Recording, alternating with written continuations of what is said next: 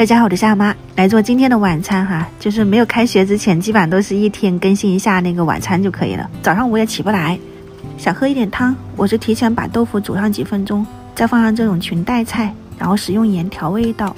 就基本上煮的差不多了以后，你就打入2个鸡蛋放进去，再加上一点胡椒粉就可以了。出锅之前撒上一点枸杞跟葱花，再淋一点香油或者是猪油哈。这一锅非常简单的裙带菜豆腐鸡蛋汤就搞定了。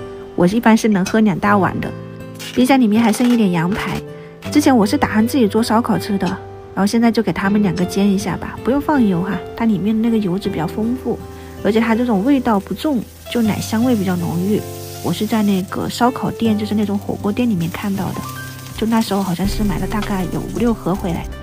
这是他们俩喜欢吃的蘸料哈，就是里面有一点花生粒，然后孜然粉，一些烧烤料，这些比较香又不辣。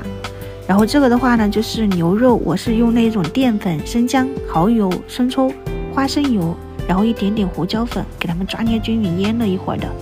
搭配一点木耳、胡萝卜、青红辣椒，还有一点杏鲍菇，切成丝以后稍微焯水，然后把牛肉也稍微的烫一下就可以了，捞出来控干水分。这样子就是一些生抽、酱油，然后一点蚝油、胡椒粉，一点点白糖、淀粉、陈醋，然后加上清水给它们调匀。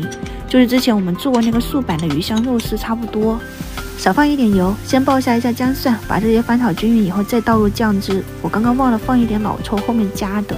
炒匀勾芡，基本上就可以出锅了，很简单的一道菜。这个菜我经常做，我觉得味道也还可以，你们可以去试一下。买菜的时候看到这个丹东草莓很新鲜，就买了2盒，酸酸甜甜的。今天的个人份盒饭晚餐就搞定啦，就是喝了2大碗这个豆腐汤，基本上就很饱了。1天2顿，早中餐放在一起了哈，早上起不来。今天好像吃的是馄饨吧，我们下次再见，拜拜。